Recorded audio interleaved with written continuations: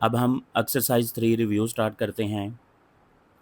Exercise 3 review का question number 2। If a is equal to this, b is equal to this, then find a minus b और इस सारे का transpose. तो solution में हम पहले ब्रैकेट के अंदर वाली रकम सॉल्व करेंगे, a माइनस b। a की रकम लिखी माइनस b की रकम लिखी। 4 माइनस 5, जो पहला एलिमेंट में से पहले एलिमेंट माइनस करेंगे, दूसरे में से दूसरा एलिमेंट माइनस करेंगे, तीसरे में से तीसरा और चौथे में से चौथा। यानी जो कोरिस्पॉन्डिंग पोजीशंस पे हैं, एक जैसी पोजीशन पे हैं, उसमें से वो वाला नंबर माइनस करते हैं। 4 माइनस 5 माइनस 1 आ गया, 2 माइनस 5 माइनस 3 आ गया, क्योंकि बड़ी रकम के साथ माइनस है। यहाँ भी बड़ी रकम के साथ माइनस है, यहाँ भी बड़ी रकम के साथ माइनस है, यहाँ भी बड़ी रकम के साथ माइनस है, इसलिए हमारे सारे आंसर माइनस में आएंगे। अब आगे इसका ट्रांसपोज लेना है। दोनों तरफ ट्रांसपोज अप्लाई कर दिया। अब ट्रांसपोज लेते कैसे हैं, रो को कॉलम में बदल दिया, इस रो को दूसरे कॉलम में बदल दिया, तो ये हमारा फाइनल आंसर आ गया। अब इसका पार्ट 2 है, B transpose minus A transpose. तो पहले हमने बी लिखा, इधर इसका ट्रांसपोज लिया, ट्रांसपोज लेके हमने इसकी जो रोज़ हैं उसको कॉलम में चेंज कर दिया। इसी तरह अब ए का ट्रांसपोज लेते हैं, वो भी साथ ही इधर किया हुआ है, आप नीचे भी कर सकते हैं इसे। ए मैट्रिक्स लिखा, ए ट्रांसपोज लिया, ये इसका आंसर आ गया। अब हमने फाइंड करना था B transpose minus A transpose. तो आप इसे डायरेक्ट भी कर सकते हैं, इसको इक्वेशन नंबर 1 2 का नाम दे के भी कर सकते हैं। तो इसमें से ये वाला माइनस कर दिया। इसमें देखें बी ट्रांसपोज पहले है, तो इसलिए बी ट्रांसपोज पहले लिखेंगे, इधर इसकी वैल्यू भी पहले लिखेंगे, फिर माइनस ए ट्रांसपोज। तो 5 माइनस 4, 8 माइनस 7, 5 माइनस 2, 8 माइनस 6। तो ये हमारा आंसर आ गया। क्वेश्चन 2 का पार्ट 3, 2a प्लस 3b। तो इसे हमने लिख लिया 2a प्लस 3b। अब a की जगह पे a की वैल्यू पुट करेंगे, b की जगह पे b की वैल्यू पुट करेंगे। इस 2 को अंदर मल्टीप्लाई किया हर रकम के साथ, हर एलिमेंट के साथ, और 3 को भी अंदर हर एलिमेंट के साथ मल्टीप्लाई करेंगे। 2 4 ज़ार 8, 2 2 ज़ार 4, 2 7 ज़ार 14, 2 6 ज़ार 12, 3 5 ज़ार 15, 3 5 ज़ार 15, 3 8 ज़ार 24, 3 8 ज़ार 24। अब यहाँ प्लस लिखा हुआ है, तो कोरिस्पोंडिंग जो एंट्रीज़ हैं उनको हम प्लस कर लेंगे। 8 माइनस 15 23 आंसर देगा, 4 प्लस 15 19, 14 प्लस 24 38, 12 प्लस 24 36। तो ये हमारा फाइनल आंसर आ गया। अब क्वेश्चन नंबर 3 स्टार्ट करते हैं। If A B C 3 matrices given हैं, देन वेरीफाई। तो इसमें कुछ प्रूफ्स करने हैं हमने। तो पहला प्रूफ है 2 into A plus B is equal to 2a plus 2b। If इसकी लेफ़्ट हैंड साइड लेंगे, 2 इंटू ए प्लस बी। पहले हम ब्रैकेट को सॉल्व करेंगे, 2 वैसे ही चलेगा साथ साथ। ब्रैकेट के अंदर ये जो दोनों मैट्रिसेस हैं इनको हम प्लस करेंगे, प्लस करके हमारे पास आंसर आ गया 7966। अब ये जो 2 बाहर है इसको अंदर मल्टीप्लाई करेंगे। मल्टीप्लाई के लिए हम इस 2 को हर एलिमेंट के साथ मल्टीप्लाई लिखेंगे, तो मल्टीप्लाई करके ये हमारा फाइनल आंसर आ गया। अब राइट हैंड साइड स्टार्ट करेंगे। राइट हैंड साइड में है हमारे पास 2a प्लस 2b। तो यहाँ हमने 2 लिखा, a की वैल्यू पुट की, प्लस 2 b की वैल्यू पुट की। इस 2 को अंदर पहले मल्टीप्लाई करेंगे इससे, हर एलिमेंट से। तो यहाँ हमारे पास आंसर आ गया 4 6 8 10। अब इस 2 को भी अंदर हर एलिमेंट से मल्टीप्लाई करेंगे, यहाँ आंसर आ गया 10 12 4 2। अब इन दोनों मैट्रिसेस को प्लस करें, कोरिस्पोंडिंग एलिमेंट्स, और हमारे पास हर आंसर आ गया 14 15 12। तो ये बिल्कुल वही आंसर है जो लेफ़्ट साइड पे आया है, इसलिए हम लिख सकते हैं कि लेफ़्ट साइड और राइट साइड इक्वल हैं, लिहाजा ये प्रूफ हो गया। अब क्वेश्चन 3 का पार्ट 2 है। ब्रैकेट के अंदर a plus B plus C is equal to A plus bracket B plus C, associative law of addition. तो इसमें लेफ़्ट हैंड साइड करते हैं, ब्रैकेट जो है वो ए प्लस बी में है, तो हम ए प्लस बी को पहले सॉल्व करेंगे, सी अभी साथ वैसे ही चलेगा। तो इन दोनों को प्लस कर दिया, जो कोरिस्पोंडिंग एंट्रीज़ हैं, हमारे पास आंसर आ गया 7966, और इसकी ये ब्रैकेट ख़त्म हो गई। अब ये मैट्रिक्स और ये दोनों को प्लस कर लें, 7 + 3 9 + 2 6 + 1 6 + 7, तो हमारे पास फाइनल आंसर आ गया 10 11 7 13, जो कि लेफ़्ट हैंड साइड का आंसर है। अब राइट हैंड साइड स्टार्ट करते हैं, ए प्लस ब्रैकेट बी प्लस सी। अब ये जो ब्रैकेट है बी और सी के दरमियान है, तो इसलिए हम इन दोनों को पहले सॉल्व करेंगे। कोरिस्पोंडिंग एंट्रीज़ को हमने प्लस में लिखा, प्लस करके उसका आंसर आ गया। आंसर आ गया 8 8 3 8। अब इसको और इसको दोनों कालमों को प्लस करेंगे, इनकी कोरिस्पोंडिंग एंट्रीज़ जो हैं उनको प्लस कर लिया। 2 + 8 3 + 8 4 + 3 5 + 8, तो इसका आंसर आ गया 10 11 7 13। तो ये बिल्कुल वही आंसर है जो हमारे पास लेफ़्ट साइड पे भी आया है, लिहाजा ये प्रूफ हो गया। पार्ट नंबर 3 है ए प्लस बी, ये ब्रैकेट में है, multiply C is equal to A C plus B C. ये डिस्ट्रीब्यूटिव लॉ है लेफ़्ट हैंड साइड का। अब इसको लेफ़्ट हैंड साइड पे स्टार्ट करते हैं, ए प्लस बी ब्रैकेट के अंदर पहले ए प्लस बी फाइंड करते हैं, दोनों की कोरिस्पोंडिंग एंट्रीज़ को प्लस किया, तो हमारे पास आंसर आ गया 7966, और ये वाला मैट्रिक्स वैसे ही साथ आ रहा है। अब इन दोनों के दरमियान मल्टीप्लिकेशन है, तो लिहाजा इन दोनों को हम मल्टीप्लाई करेंगे। मल्टीप्लाई के लिए फ़र्स्ट रो को फर्स्ट कॉलम से मल्टीप्लाई किया, ये बन जाएगा। फिर फर्स्ट रो को सेकंड कॉलम से मल्टीप्लाई किया, ये एलिमेंट बन जाएगा। सेकंड रो को फर्स्ट कॉलम से मल्टीप्लाई करें, ये एलिमेंट बन जाएगा। सेकंड रो को सेकंड कॉलम से मल्टीप्लाई करें, ये एलिमेंट बन जाएगा। इनको हमने मल्टीप्लाई किया, सिंप्लीफाई किया, सिंप्लीफाई करके हमारे पास लेफ़्ट साइड का फाइनल आंसर आ गया 30 77 24 54।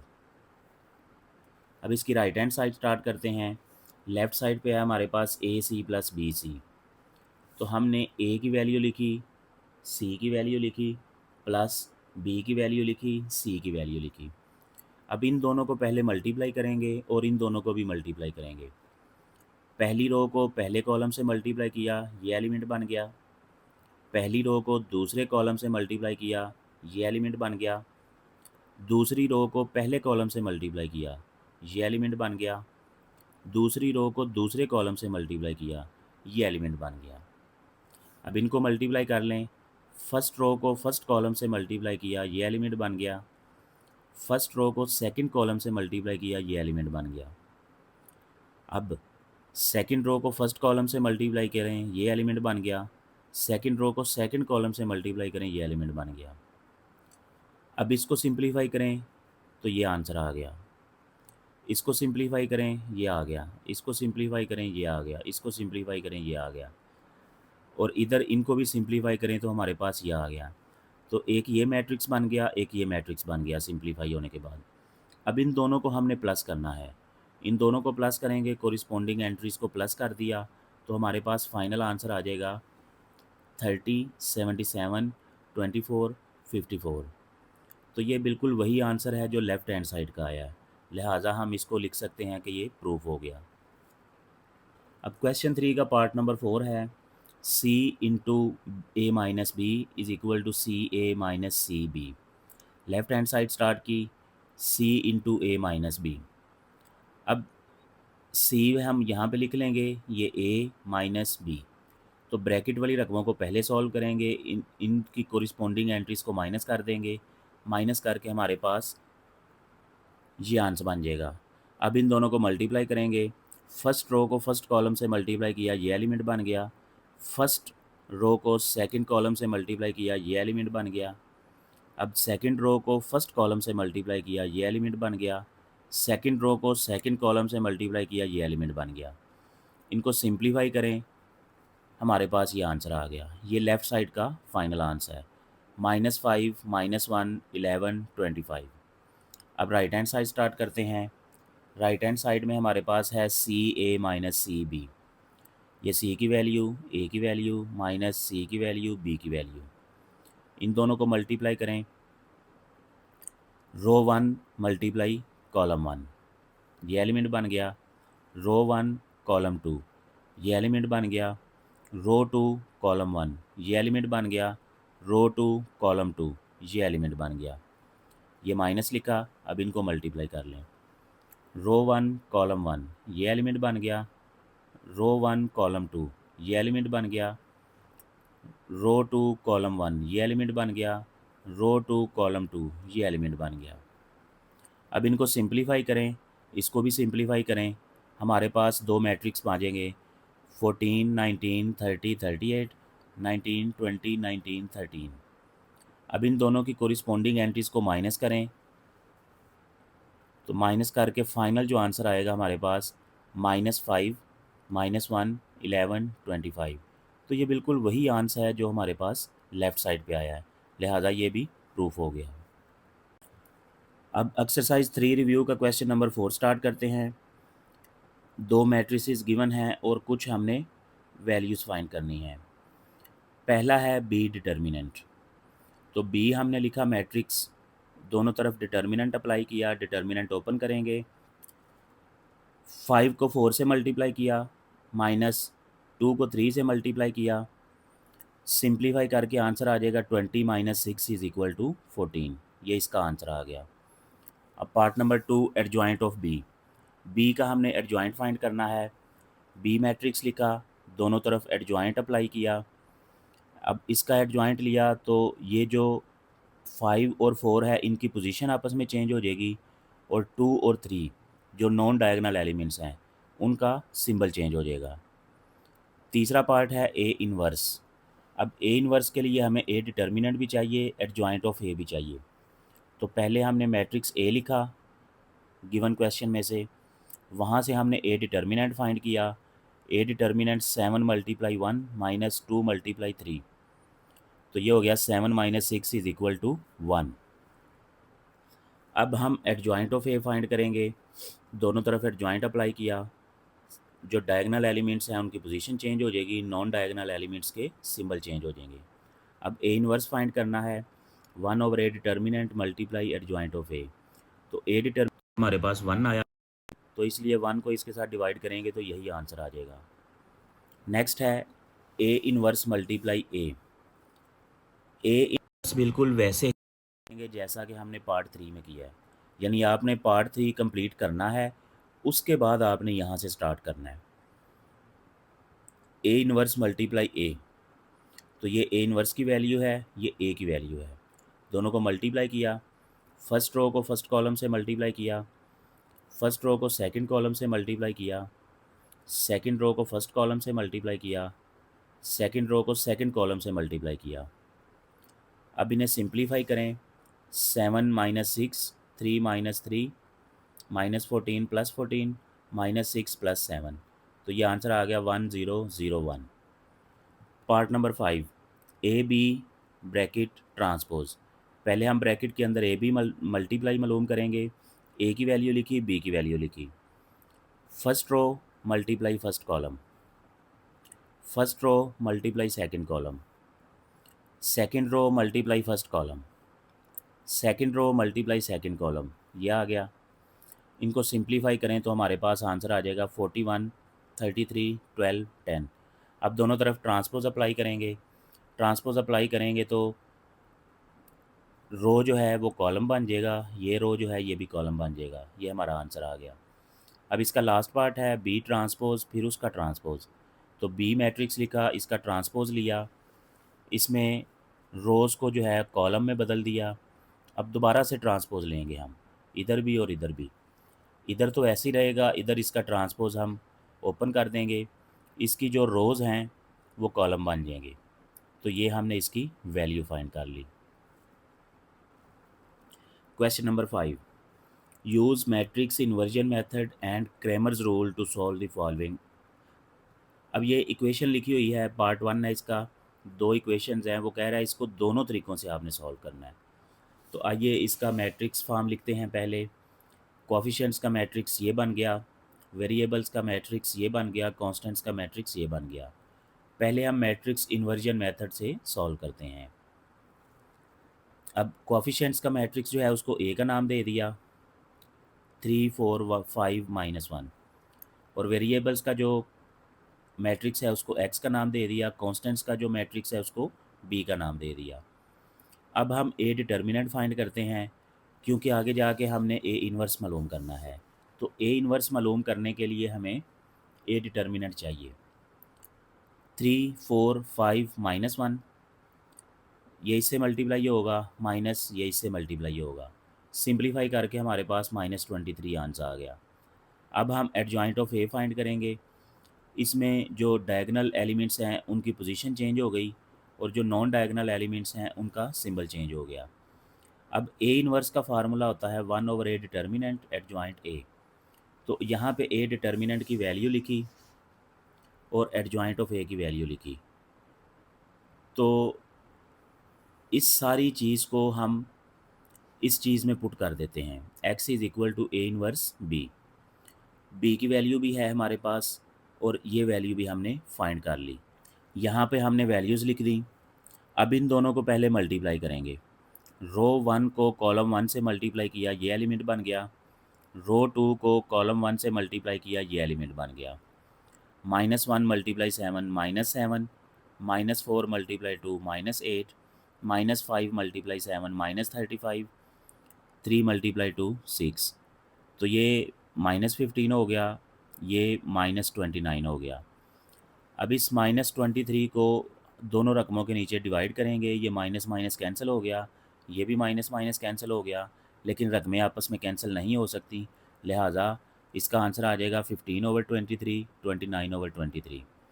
तो ऊपर वाली वैल्यू x के बराबर है, नीचे वाली वैल्यू y के बराबर है। अगर हम दोनों का कंपैरिजन करें तो ये हमारे पास x y की दोनों वैल्यूज़ आ गई। अब इसी क्वेश्चन को हम क्रैमर रूल करते हैं। अब ए मैट्रिक्स हमने लिखा हुआ था 3 4 5 -1, तो यहाँ से हम A1 और A2 मैट्रिक्स लिखेंगे।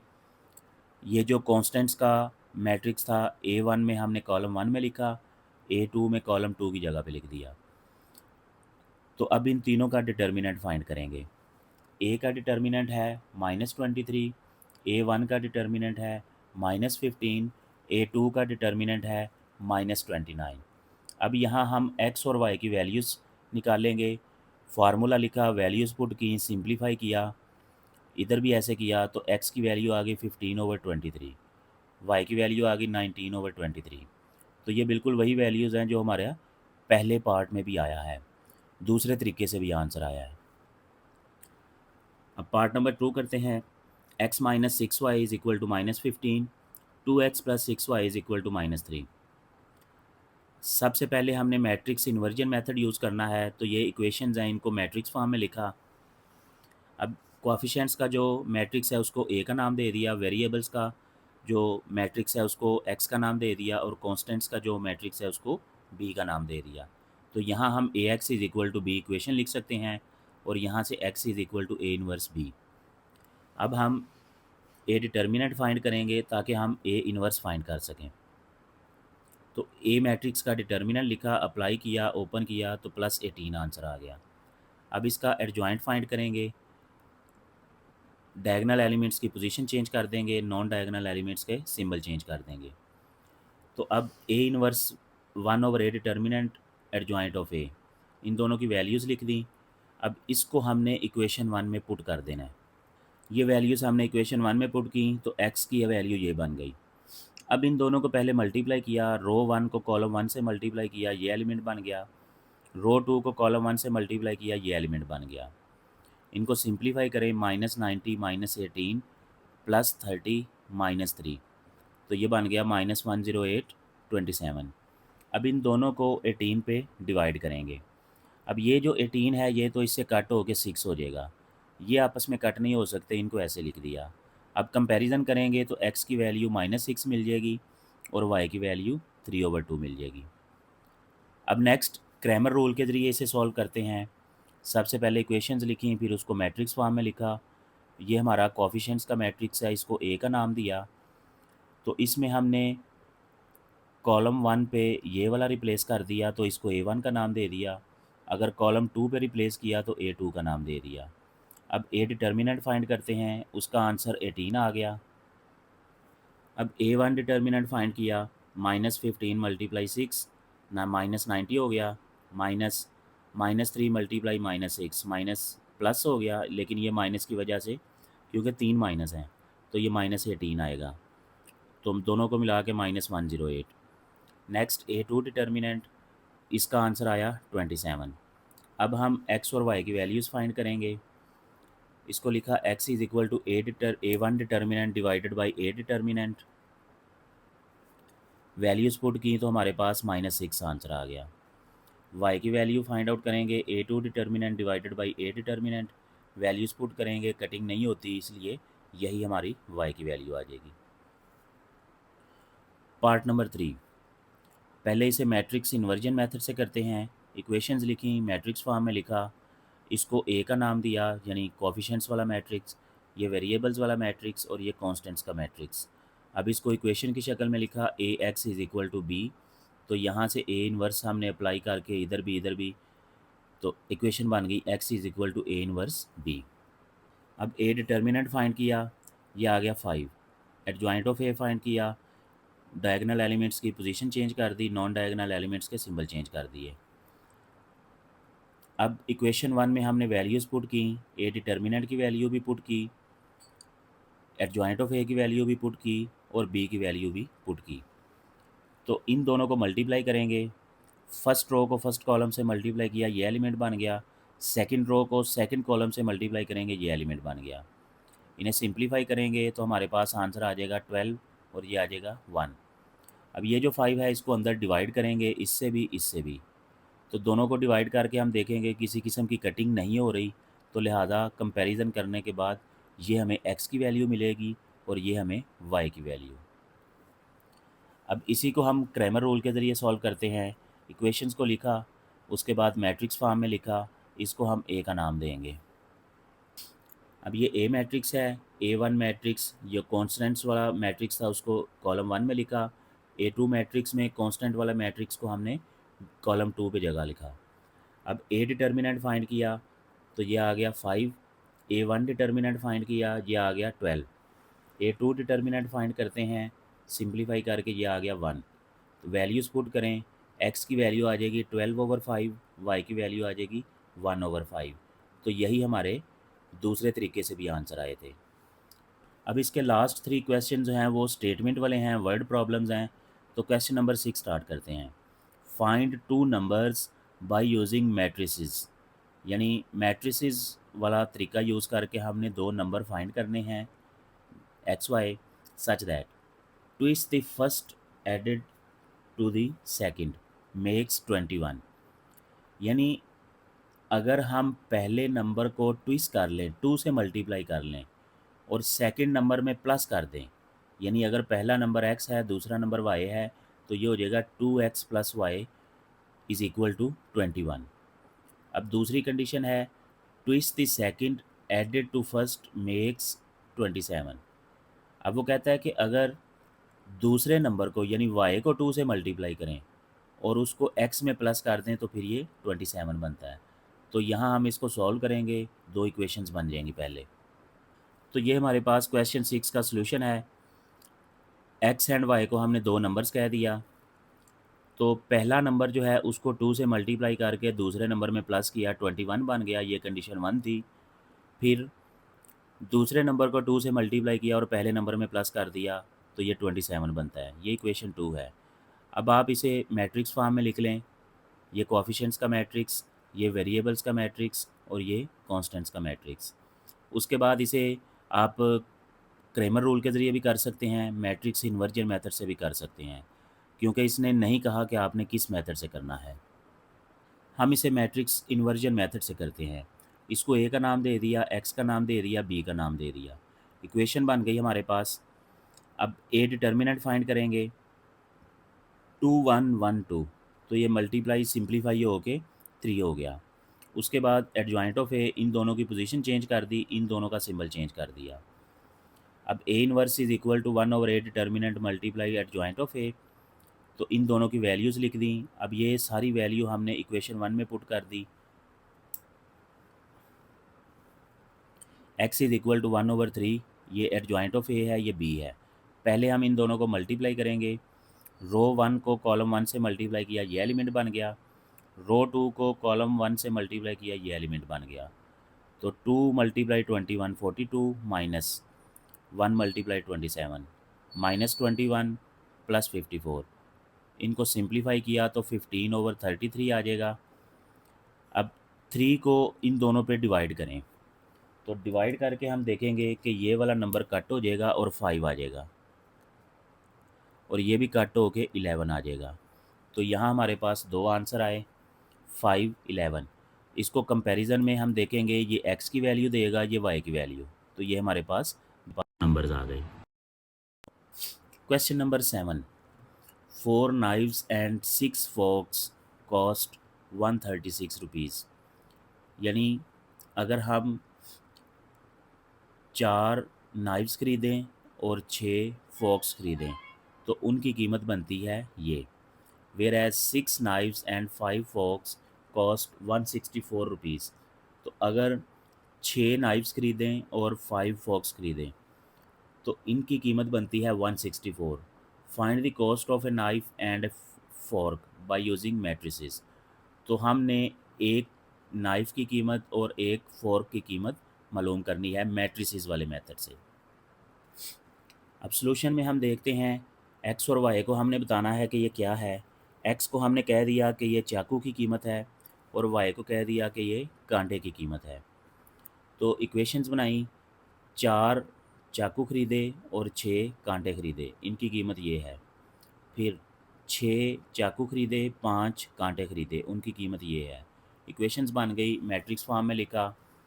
उसके बाद इसको ए का नाम दे दें, इसको एक्स का नाम दे दें, इसको बी का नाम दे दें। मैट्रिक्स इन्वर्जन मेथड से हम सॉल्व कर रहे हैं। तो ये इक्वेशन बन गई। ए डिटर्मिनेंट फाइंड करें, ये आ जाएगा -16। एडजॉइंट ऑफ ए फाइंड किया, इन दोनों की पोजीशन चेंज हो गई, इन दोनों के सिंबल चेंज हो गए। अब ए इनवर्स यहाँ पे दोनों की वैल्यूज़ पुट की। अब ये सारी वैल्यू हम इक्वेशन 1 में पुट कर देते हैं। तो इक्वेशन 1 हमारे पास ये आ जाएगी 1/-16। ये हमारे पास एडजॉइंट ऑफ ए की वैल्यू है, ये बी की वैल्यू है। अब इन दोनों को मल्टीप्लाई करेंगे, 5 × 136 प्लस -6 × 164। रो 2 को कॉलम 1 से मल्टीप्लाई करेंगे, ये बन जाएगा। इन दोनों को सिंप्लीफाई किया तो हमारे पास ऊपर आ गया -304, नीचे आ गया -160। अब इस -16 को अंदर डिवाइड करेंगे दोनों रकमों पे, तो ये 16 के टेबल पे हम इसे कट करेंगे, ये 1 हो जाएगा और ये 19 हो जाएगा। माइनस से माइनस कैंसिल हो गया, इधर भी माइनस कैंसिल हो गया इससे नीचे ऊपर, और ये भी इससे कैंसिल हो के 10 देगा। तो x और y की वैल्यू आ गई हमारे पास 19, 10। इसका मतलब है कि एक चाकू की कीमत 19 रुपये है और एक कांटे की कीमत 10 रुपये है। अब इस एक्सरसाइज का लास्ट क्वेश्चन करते हैं। अ shop employees 5 men and 3 women। यानी एक दुकान है, वहाँ पे 5 मर्द मुलाजिम हैं और 3 औरतें मुलाजिम हैं। Page total daily wages. अब उनकी टोटल यानी इन सब की मिला के ये वेजेस है। If number of man is reduced to 2 and 3 extra women are taken on. यानी इनकी क्वांटिटी चेंज हो जाए, तो 5 से कम हो के ये 2 हो जाएँ और ये 3 से बढ़ के 6 हो जाएँ, तो फिर उनको जो टोटल दिहाड़ी देनी पड़ती है वो है 5000। Find daily wages of a man and a women by using matrices. तो हर एक मर्द की और औरत की डेली की जो उसकी उजरत है, कमाई है, वो हमने फाइंड करनी है। अब यहाँ पे देखें कि मैथ को और मैट्रिसेस को आप रियल लाइफ में कैसे अप्लाई कर सकते हैं। तो ये बहुत ही सिंपल है, सॉल्व करते हैं। एक्स को हमने कह दिया कि ये मर्द की कमाई है, उजरत है, वेजेस है। वाई जो है ये वेजेस ऑफ वुमेन है, औरत जितना कमाती है। अब गिवन कंडीशंस में ये था कि पहले 5 मर्द थे, 3 औरतें थीं, इतनी उसको इनकम मिलती थी सबको। फिर मर्द 2 हो गए, औरतें 6 हो गईं, उनको इतनी डेली वेजेस मिलती थी। तो इन ये इक्वेशंस हैं हमारे पास। यहाँ इसको मैट्रिक्स फॉर्म में लिखा। आप इसे मैट्रिक्स इन्वर्जन मेथड से भी कर सकते हैं, क्रेमर रूल से भी कर सकते हैं, आपकी मर्ज़ी है जिस मेथड से मर्ज़ी करें। तो मैंने इसे यहाँ पे क्रेमर रूल से किया है। ए मैट्रिक्स, A1 मैट्रिक्स, यानी ये वाला जो है ये कॉलम 1 में एंट्री हो जाएगी, और जब A2 लिखेंगे तो ये वाली कॉलम 2 में एंट्री हो जाएगी। अब तीनों का डिटर्मिनेंट फाइंड करेंगे।